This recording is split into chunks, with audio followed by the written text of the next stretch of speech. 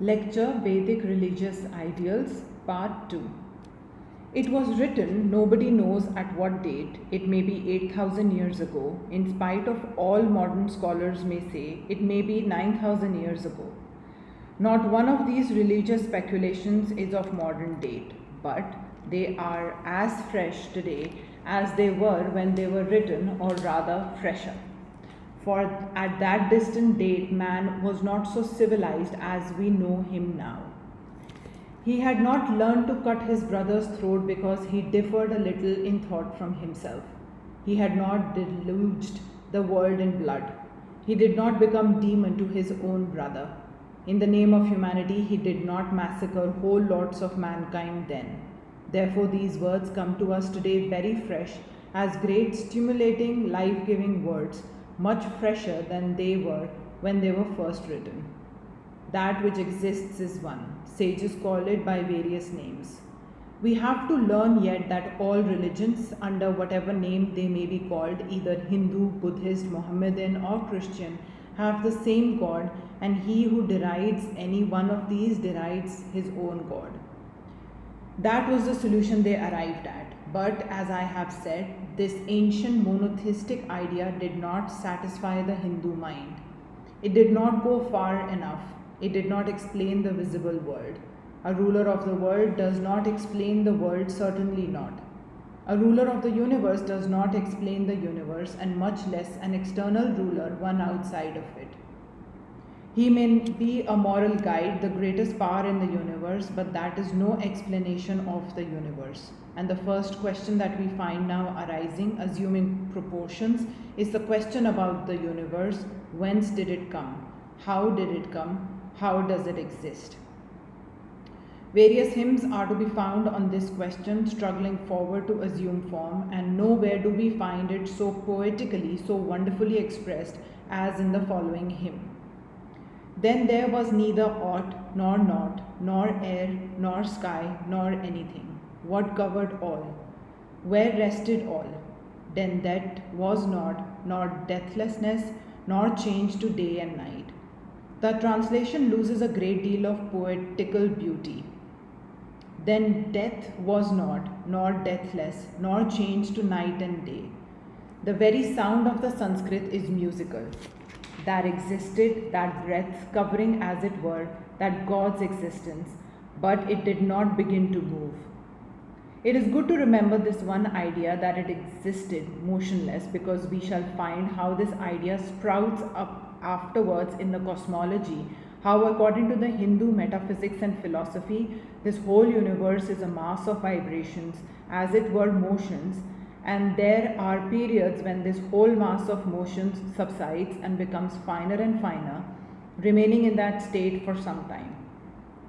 That is the state described in this hymn.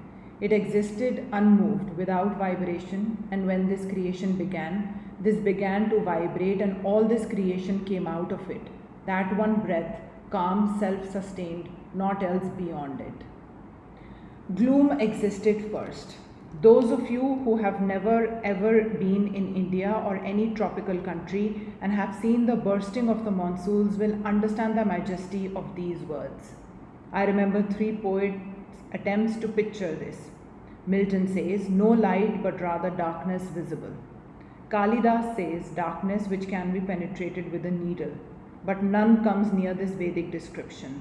Gloom hidden in gloom. Everything is parching and sizzling. The whole creation seems to be burning away, and for days it has been so, when one afternoon there is in one corner of the horizon a speck of cloud, and in less than half an hour it has extended onto the whole earth, until, as it were, it is covered with cloud, cloud over cloud, and then it bursts into a tremendous deluge of rain. The cause of creation was described as will. That which existed at first became changed into will, and this will began to manifest itself as desire. This also we ought to remember, because we find that this idea of desire is said to be the cause of all we have. This idea of will has been the cornerstone of both the Buddhist and the Vedantic system, and later on has penetrated into German philosophy and forms the basis of Schopenhauer systems of philosophy. It is here we first hear of it. Now first arouse desire, the primal seed of mind. Sages searching in their hearts by wisdom found the bond between existence and non-existence. It is a very peculiar expression. The poet ends by saying that perhaps he even does not know. We find in this hymn, apart from its poetical merits, that this questioning about the universe has assumed quite definite proportions, and that the minds of these sages must have advanced to such a state when all sorts of common answers would not satisfy them. We find that they were not even satisfied with this governor above. There are various other hymns where the same idea comes in about how this all came, and just as we have seen, when they were trying to find a governor of the universe, a personal god, they were taking up one deva after another, raising him up to that position. So now we shall find that in various hymns, one or other idea is taken up and expanded infinitely and made responsible for everything in the universe. One particular idea is taken as a support in which everything rests and exists, and that support has become all this. So on with various ideas, they tried this method with prana, the life principle. They expanded the idea of the life principle until it became universal and infinite. It is the life principle that is supporting everything, not only the human body, but it is the light of the sun and the moon. It is the power moving everything, the universal motive energy. Some of these attempts are very beautiful, very poetical. Some of them, as he ushers the beautiful morning, are marvelously lyrical in the way they picture things. Then this very desire, which, as we have just read, arose as the first primal germ of creation, began to be stretched out until it became the universal God.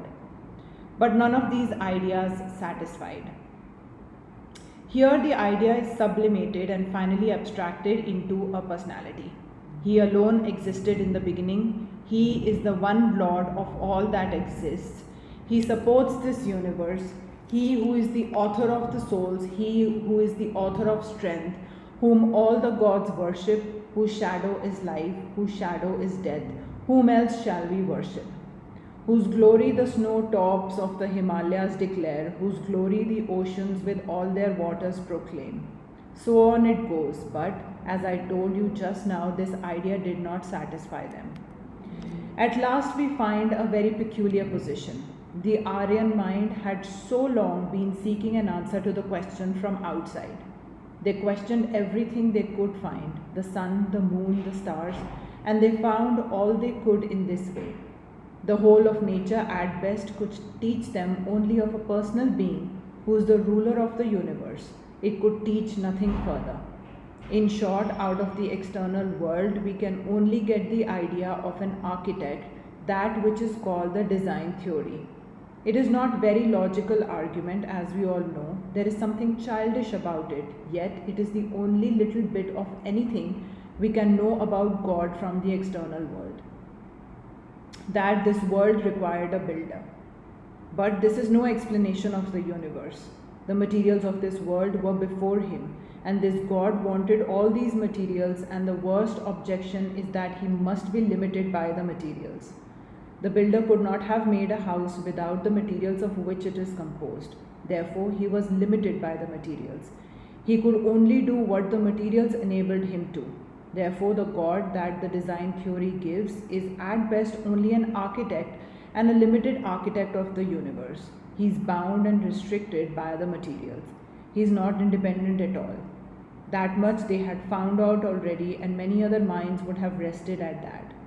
In other countries, the same thing happened. The human mind could not rest there. The thinking, grasping minds wanted to go further, but those that were backward got hold of them and did not allow them to grow. But fortunately, these Hindu sages were not the people to be knocked on the head. They wanted to get a solution, and now we find that they were leaving the external for the internal.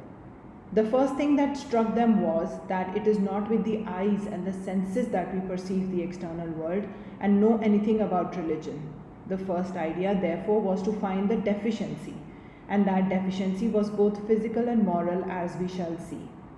You do not know, says one of these sages, the cause of this universe. There has arisen a tremendous difference between you and me. Why? Because you have been talking sense things and are satisfied with sense objects and with the mere ceremonials of religion, where I have known the Purusha beyond. Along with this progress of spiritual ideas that I am trying to trace for you, I can only hint to you a little about the other factor in the growth, for that has nothing to do with our subject. Therefore, I need not enlarge upon it, the growth of rituals. As those spiritual ideas progressed in arithmetical progression, so the ritualistic ideas progressed in geometrical progression. The old superstitions had by this time developed into a tremendous mass of rituals which grew and grew till it almost killed the Hindu life. And it is still there. It has got hold of and permeated every portion of our life and made us both born slaves. Yet at the same time, we find a fight against this advance of ritual from the very earliest days. The one objection raised there is this, that love for ceremonials, dressing at certain times, eating in a certain way, and shows and mummeries of religion like these are only external religion, because you are satisfied with the senses and do not want to go beyond them. This is a tremendous difficulty with us, with every human being. At best, when we want to hear of spiritual things, our standard is the senses. Or a man hears things about philosophy and God and transcendental things, and after hearing about them for days, he asks, after all, how much money will they bring? How much sense enjoyment will they bring? For his enjoyment is only in the senses, quite naturally. But that satisfaction in the senses, says our sage, is one of the causes which have spread the veil between truth and ourselves. Devotion to ceremonials, satisfaction in the senses, and forming various theories have drawn a veil between ourselves and truth. This is another great landmark, and we shall have to trace this ideal to the end and see how it developed later on into that wonderful theory of Maya of the Vedanta, how this wheel will be the real explanation of the Vedanta, how the truth was there all the time, it was only this wheel that had covered it. Thus we find that the minds of these ancient Aryan thinkers had begun a new theme. They found out that in the external world, no search would give an answer to their question. They might seek in the external world for ages, but there would be no answer to these questions. So they fell back upon this other method, and according to this, they were taught that these desires of the senses, desires for ceremonials and externalities, have caused a veil to come between themselves and the truth. And then this cannot be removed by any ceremonial.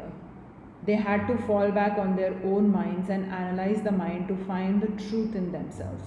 The outside world failed, and they turned back upon the inside world, and then it became the real philosophy of the Vedanta. From here, the Vedanta philosophy begins. It is the foundation stone of Vedanta philosophy. As we go on, we find that all its inquiries are inside. From the very outset, they seem to declare, look not for the truth in any religion. It is here in the human soul, the miracle of all miracles in the human soul, the emporium of all knowledge, the mine of all existence. Seek here. What is not here cannot be there. And they found out step by step that that which is external is but a dull reflection, at best, of that which is inside. We shall see how they look, as it were, this old idea of God, the governor of the universe, who is external to the universe, and first put him inside the universe. He is not a God outside, but he is inside, and they took him from there into their own hearts. Here he is, in the heart of man, the soul of our souls, the reality in us. Several great ideas have to be understood in order to grasp properly the workings of the Vedanta philosophy. In the first place, it is not philosophy in the sense we speak of the philosophy of Kant and Hegel. It is not one book or the work of one man. Vedanta is the name of a series of books written at different times. Sometimes in one of these productions there will be 50 different things. Neither are they properly arranged. The thoughts, as it were, have been jotted down. Sometimes in the midst of other extraneous things, we find some wonderful idea. But one fact is remarkable, that these ideas in the Upanishads would be always progressing. In that crude old language, the working of the mind of every one of the sages has been, as it were, painted just as it went. How the ideas are at first very crude, and they become finer and finer till they reach the goal of the Vedanta. And this goal assumes a philosophical name. Just at first it was a search after the Devas, the bright ones, and then it was the origin of the universe, and the very same search is getting another name, more philosophical, clearer, the unity of all things, knowing which everything else becomes known.